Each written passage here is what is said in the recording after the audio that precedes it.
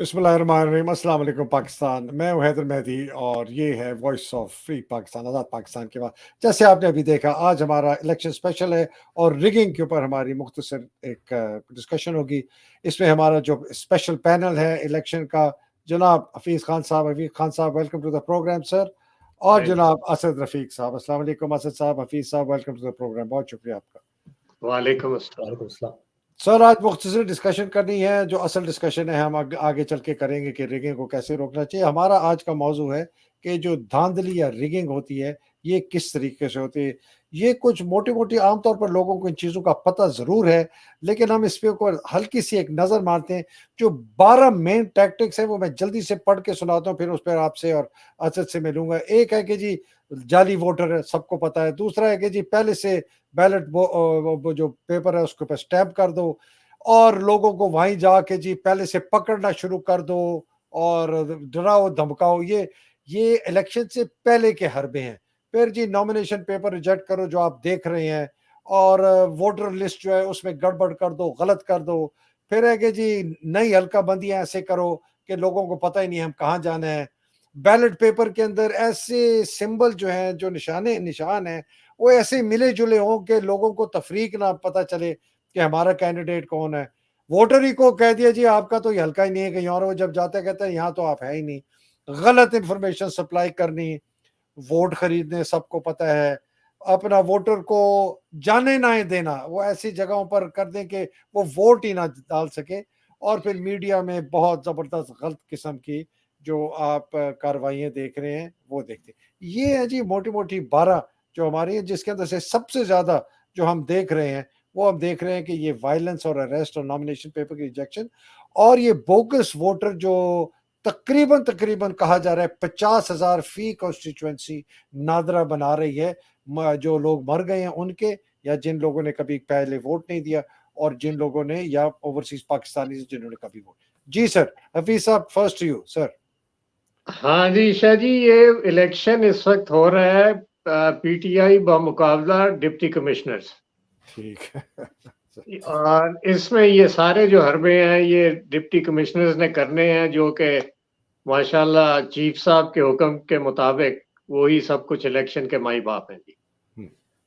जी तो सर आगे ये भी जी, जी मैं तो ये जो आप डीसी के साथ डिप्टी कमिश्नर वर्सेस पीटीआई, फिर काजी फायज ईसा वर्सेस पीटीआई भी है, आसिम मुनीर वर्सेस पीटीआई भी है, आईजी सारे चारों सूबों के वर्सेस पीटीआई, केयर टेकर हुकूमतें वर्सेस पीटीआई। मतलब पूरा निजाम है जो लड़ रहा है पीटीआई के खिलाफ इस इलेक्शन में। तो प्री पोल रिगिंग को रोकने के लिए कोई हरबे हैं पीटीआई के पास रोकने के लिए? शाह जी, पीटीआई तो अपने आप को नहीं संभाल पा रही, वो क्या हरबे करेंगे। इसका हल सिर्फ एक ही है। देखें, ये सारे जिनका आपने नाम लिया है, ये बमुकाबला पीटीआई नहीं है, ये एक्चुअली बमुकाबला अवाम है। हम्म, क्योंकि लोग जहां खड़े हैं वो कहीं और खड़े हैं जी। हम्म, और इसका जो मोटा हल है ना जी, वो ये है कि 60 से 65% लोग बाहर निकल के वोट डालें, तो इनकी ये धांधलियों के लिए कुछ रुकावट बन सकती है। नहीं तो ये तो बेसिकली इलेक्शन चुराने का बंदोबस्त है, और जो चोर है वो सारे सबके सामने है, और जो इस वक्त अब मोहरा बनेगा वो डिप्टी कमिश्नर्स बनेंगे। ठीक है। तो आपका बेसिक एक सिंगल पॉइंट आपकी रिकमेंडेशन है कि बेतहाशा तादाद में लोग निकले, जी पीटीआई का जो भी कैंडिडेट है, चाहे आपको पसंद है चाहे आपको नहीं पसंद है, चाहे आप समझते थे इसको नहीं देना चाहिए, लेकिन उसको दे दिया पार्टी ने टिकट, हमने मान लिया उसको। मैं भी शेर अफजल मरवत को कहता हूं कि जी मैं भी मान गया, मिसाल के तौर पर।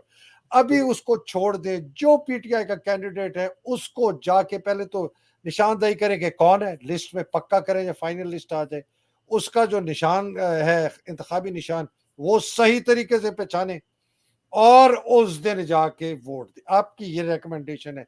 जी। और असल इसको थोड़ा इसमें वजाहत कर दें जी कि ये पीटीआई की जो बची खुची मशीनरी है, अगर वो हम्म, किसी जो भी है, हम्म, तो उन लोगों को अभी से मुश्तहर करना पड़ेगा हम्म, कि एक तो अभी तक फाइनल फहरिस्तें इन्होंने नहीं निकाली, मुझे नहीं समझ आ रहा क्यों नहीं अभी तक फाइनल फहरिस्तें निकाल रहे। 3 हफ्ते रह गए इलेक्शन। सर मेरे पास जो खबर है ना, जी वो पार्टी के जो 3-4 लोग हैं उन्होंने तकरीबन इमरान खान के खिलाफ बगावत कर दी है और उसके अहकामात नहीं मान रहे।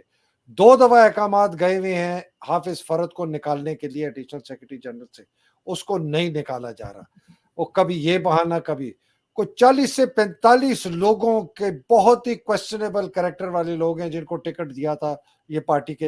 ये 2-3-4 लोग हैं, ये उमर अयूब है, हाफिज फरद बीच में काबू कर लिया उसने, शिबली फराज का पता नहीं मेरा कोई इसमें है कि नहीं है, हमाद हजर का कहते हैं पता ही नहीं है, वो फोन ही नहीं उठाता कि कभी है भी कि नहीं है। ये जितने मैं इनकी कोर कमेटी के लोगों से बात करता हूँ कहते हैं वो तो कांटेक्ट में ही हमारे नहीं है। तो ये एक अजीब सी खिचड़ी है, ये सारा दारो मदार उमर अयूब और हाफिज फरद की ये कोई अजीब सी कोई खिचड़ी है। गौहर के पास इन्होंने दिया हुआ है केपी बलोचिस्तान और सिंध, और जो पंजाब है वो उमैर न्याजी ने फाइनल कर रहे हैं, लेकिन वो बातें नहीं सुन रहे, वो लिस्टें। तो ये अल्लाह करे कि ये जल्दी इनका ये दूर हो जाए, ये जो 40-45 जी, उन्होंने बड़ी एक तो ये टिकट अनाउंस करें जी, दूसरा ये है कि जो सिंबल, क्योंकि इन्होंने तो सिंबल अब फैला के करना है ना जी, ये तो इन्होंने रेत का एक फक्का मारना है। तो वो आपको जिस हलके में जो पीटीआई का कैंडिडेट है उसका निशान की इनको मुश्तहर करना पड़ेगा, इनको वेबसाइट, इनको सोशल मीडिया, ये बहुत सा काम है जी। और ये बहुत जल्दी इनको लिस्ट फाइनल करनी चाहिए कि लोग अपनी ये कार्रवाई शुरू कर दें। यस्टरडे जी, कल यस, कल करनी चाहिए थी, आज नहीं, लेकिन ये पता नहीं क्या हो रहा है जी, अल्लाह खैर करे। चले वो करेगा। दूसरा सर, इनके हाथ में जो बात नहीं है, जब ये अगर आगे इस तरह की लिस्टें आके जो ये आसिम मुनीर समझता है ना कि इनका विनिंग कैंडिडेट्स हैं और जो इनके साथ काबू नहीं आएगा या कॉम्प्रोमाइज नहीं करेगा, वो उसको उठा लेंगे, ये भी है। असद आपके पास क्या है, व्हाट इज योर व्यू?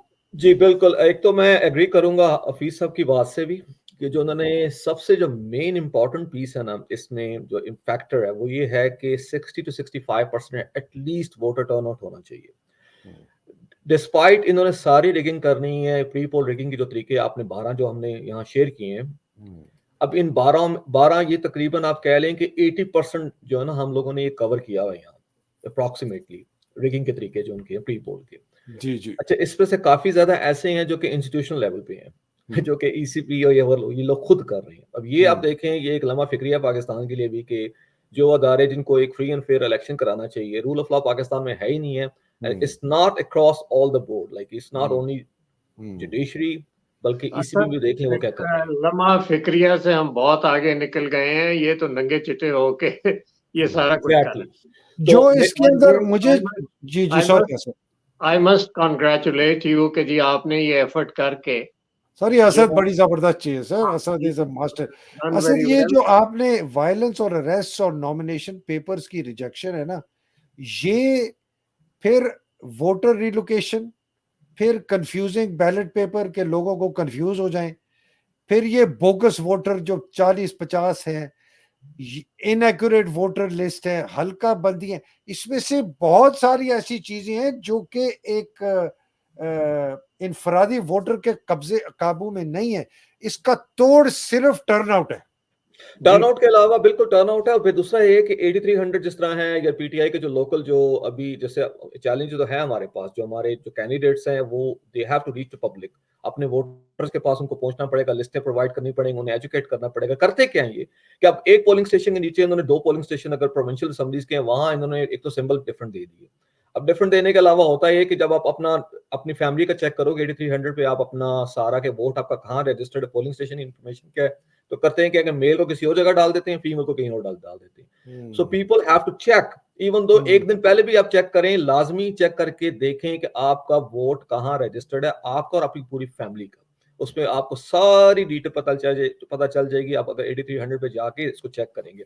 बाकी जो है पीटीआई भी है वो अपना ये काम ही कर रही है, इन एडिशन के वो वोटर जो पर्ची है जो कि सबसे इंपॉर्टेंट चीज है आपकी इलेक्शन डे पे आपको चाहिए होती है, ये तो अभी हम प्री पोल पे कर रहे हैं, वो वोटर पर्ची हर वोटर के पास होनी चाहिए। उसके लिए वो उनके पास ऐप के थ्रू वो हुई पर्ची आप वोटर को दे, अपने पीटीआई के वोटर को देंगे, अब वो उससे काफी हद तक ये काम रुक जाए, अपना प्री पोल रीडिंग नहीं रोक सकते हैं। ठीक है, तो बेसिकली कैंडिडेट पहचाने, उसका इंतखाबी निशान पहचाने, अपना वोट अपना उसको चेक करें कि है, अपने खानदान का वोट चेक करें और वोटिंग के दिन बाहर निकलें और तब तक घर ना जाएं जब तक वोटिंग काउंट होके और फॉर्म 45 और 46 जो है पोलिंग स्टेशन के बाहर चिपका के नहीं जाता है ये। ठीक है जी, आगे चलते सर, ये आपने दूसरा बताया कि वो जिस दिन इंतखाब होता है उस दिन क्या होता है, उस दिन भी तोड़ फोड़, मार पिटाई, धमका, धक्कम पेली, फिर जी कभी पोलिंग स्टेशन के अंदर आहिस्ता कर दो, कभी रोक दो, फिर जी बैलेट बॉक्स को पहले से भर दो, फिर है जी एक ऐसे ही पोलिंग स्टेशन बना दो जहाँ एक्चुअली है नहीं, लेकिन घोस्ट जिसको आप कहते हैं, भूतनुमा गैबी पोलिंग स्टेशन है। और लाजमी बात है, जिस तरह हफीज साहब ने पहले कहा था कि डिस्ट्रिक्ट कमिश्नर डीसी के और उसके दरमियान है, तो आपका पोलिंग स्टाफ जो अंदर बैठा हुआ है उन्होंने ही पहले से जो है बैलेट पेपर अलहदा रखे। ये हम अगली नशिस्त में बताएंगे कि इनको आप जो है कई डिटेल में बताएंगे, आज ही बात करेंगे। तो हफीज साहब, ये जो पोल डे रिगिंग, इसमें तो आप भी रिगिंग में तो माहिर नहीं थे, लेकिन इसको तोड़ने में आप बड़े माहिर थे, तो ये जरा आप बताइए क्या है ये हमें अगर इलेक्शन में जीतना है तो वो दो सेगमेंट्स ने हमें इलेक्शन जितवाना है। एक हमारी बहनें और बेटियां निकले और जोक दर जोक निकले, और दूसरा जो नौजवान है जी, जो यूथ है, वो निकले। और यानी सीसा पिलाई दीवार बनना पड़ेगा इनको। ये इन्होंने हर हरबा इस्तेमाल करना है, तशद्दुद करना है, गोलियां चलवानी है, तोड़ फोड़ करनी है, लोगों को डराना धमकाना है। ये तो सर अब टोटल बदमाशी पे उतरे हुए हैं ना जी। तो उसका तरीका यही है जी कि हमारी स्ट्रेंथ लाइज इन नंबर्स। हम जितने ज्यादा निकलेंगे उतना ही कुछ रुकावट बन सकेंगे ये फ्रॉड इलेक्शंस जो करने जा रहे हैं जी। बहुत शुक्रिया असद। अच्छा, पोल डे रिगिंग पे तो जो आपने पहले बात की ना, हमने उस पहले सेक्शन में, कि वोट डाल के आपने घर नहीं जाना, वोट डाल के आपने वोट की हिफाजत करनी है जब तक पोलिंग खत्म नहीं होती। पोलिंग खत्म हो जाएगी, जो आपके पोलिंग एजेंट हैं उनको फॉर्म 45 मिलेगा, आप वो उनसे फॉर्म लेके वो आगे वो जो इंफॉर्मेशन है वो पास ऑन होगी। पीटीआई के जो इलेक्शन सेल है, बाकी भी पार्टीज के सेल हैं, जब तक ये काम पूरा नहीं कर पाते आपको वहां से पोलिंग स्टेशन से जाना नहीं है। तो 4 करोड़, जो कि 6 करोड़, अब जैसे 13 करोड़ टोटल वोटर्स हैं, तो उसमें से अगर 6 करोड़ भी आते हैं वोट डालने के लिए, 4 करोड़ उसमें पीटीआई के वोटर हैं। अब मेरी जो फोरकास्ट है कि 3 करोड़ कम से कम पीटीआई वोट लेगी।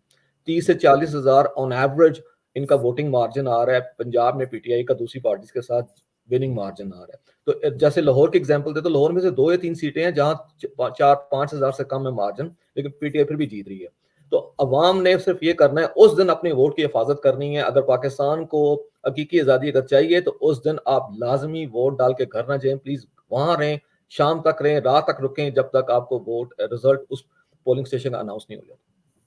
अच्छा असद और हफीज साहब, 90,000 पोलिंग स्टेशन है, एस्टिमेटेड है, तो इसका मतलब है 90,000 पोलिंग एजेंट चाहिए होंगे पीटीआई को, है तकरीबन, या और के जो इत्तेहादी है, लेकिन ज्यादातर पीटीआई।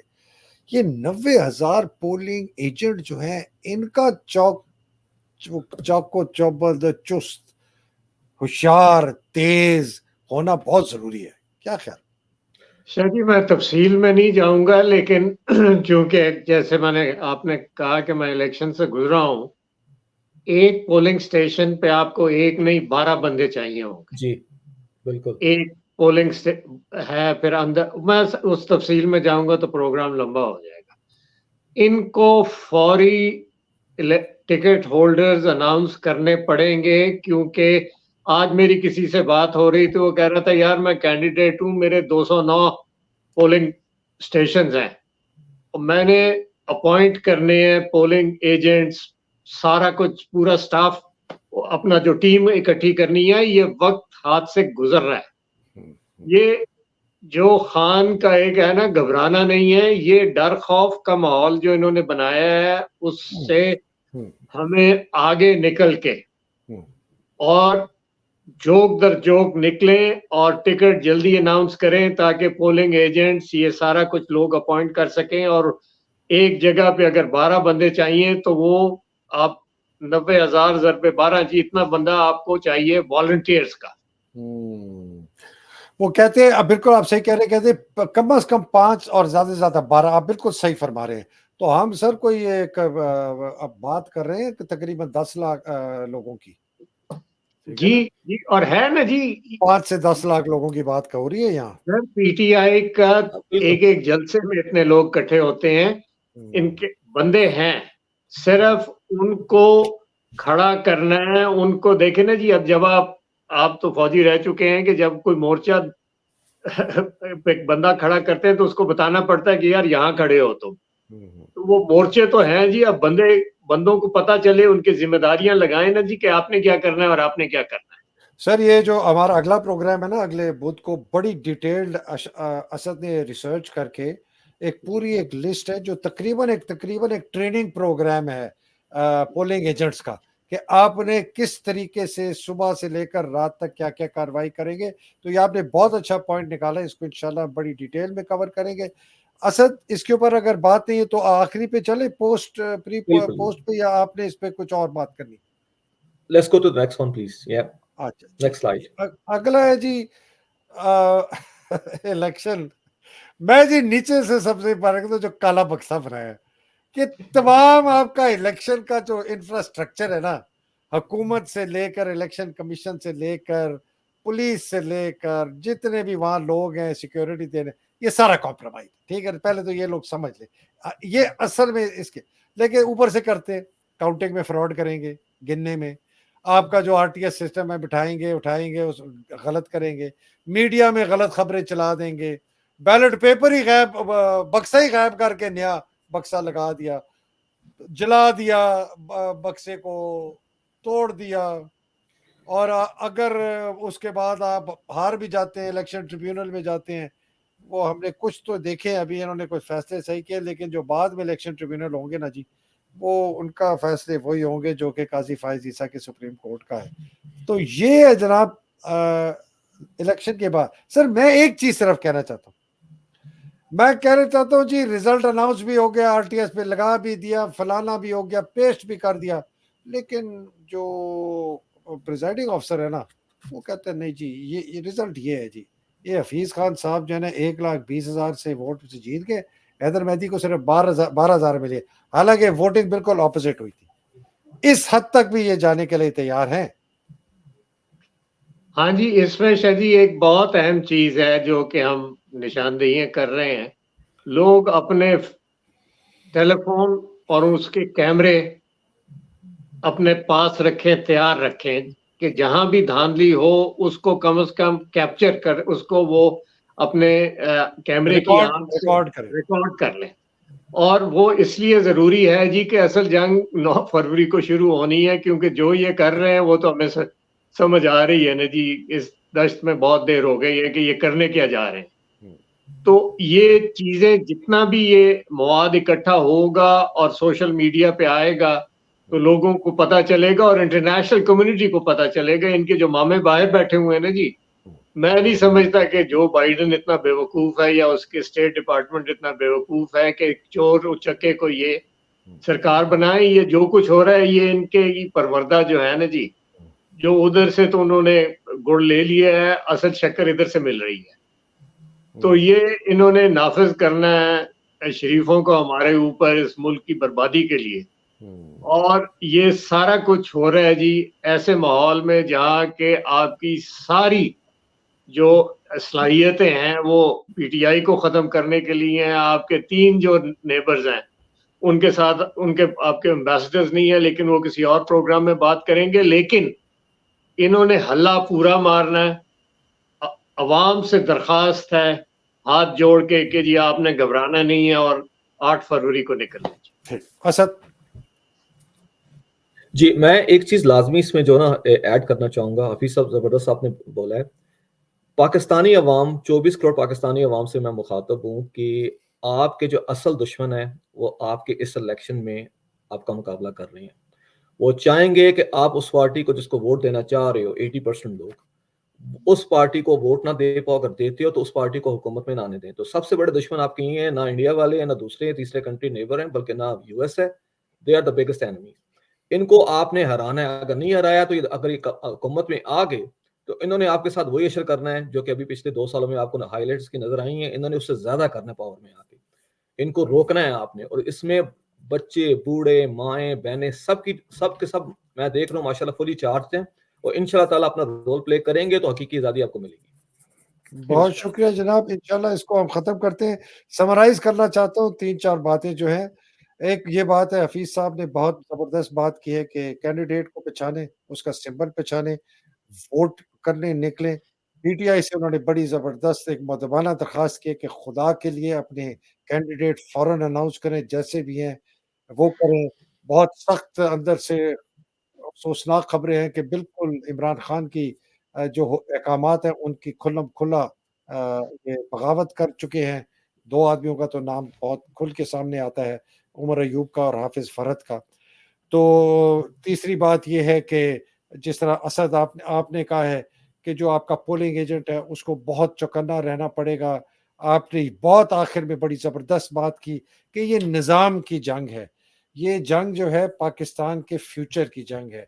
ये जंग जो है हमारे आने वाली नस्लों की जंग है। और जिस तरह ज़फ़र मंगिश मेरे जो एक साथी हैं वो कहते रहते हैं कि पाकिस्तान में जब तक निज़ाम नहीं तब्दील होगा, पाकिस्तान नहीं बच सकता। ये एक मौका है कि एक आसान तरीके से हम निज़ाम को तब्दील करें, जिसमें खून-खराबा ना हो, खाना जंगी ना हो, कत्ल-ओ-गारत ना हो, सिविल वॉर ना हो, भाई-भाई से ना लड़े, बाप-बेटे से ना लड़े। ये वो मौका है, अगर इस मौके को खो दिया, तो बहुत खतरनाक पाकिस्तान के हालात हैं। बहुत शुक्रिया जनाब याली हफ़ीज़ खान साहब, असद साहब, बड़ी मेहरबानी। अल्लाह सुब्हान तआला आपको हिफ्ज़-ओ-अमान में रखे, पाकिस्तान को हिफ्ज़-ओ-अमान में रखे, पाकिस्तान की हकीकी आज़ादी की जंग लड़ने वालों को हिफ्ज़-ओ-अमान में रखे, और जो बेचारे इसमें कैद में हैं, मुसीबतों में हैं, इमरान खान, हमारी ख़वातीन, बच्चे, बूढ़े, उनकी मुसीबतें आसान करे, और बेचारे जो शहीद हो गए, उनके दर्जात बुलंद करे। पाकिस्तान ज़िंदाबाद, पाकिस्तान पाइंदाबाद। इलाही आमीन। अस्सलाम वालेकुम। खुदा हाफ़िज़। बहुत शुक्रिया जी। अस्सलाम वालेकुम।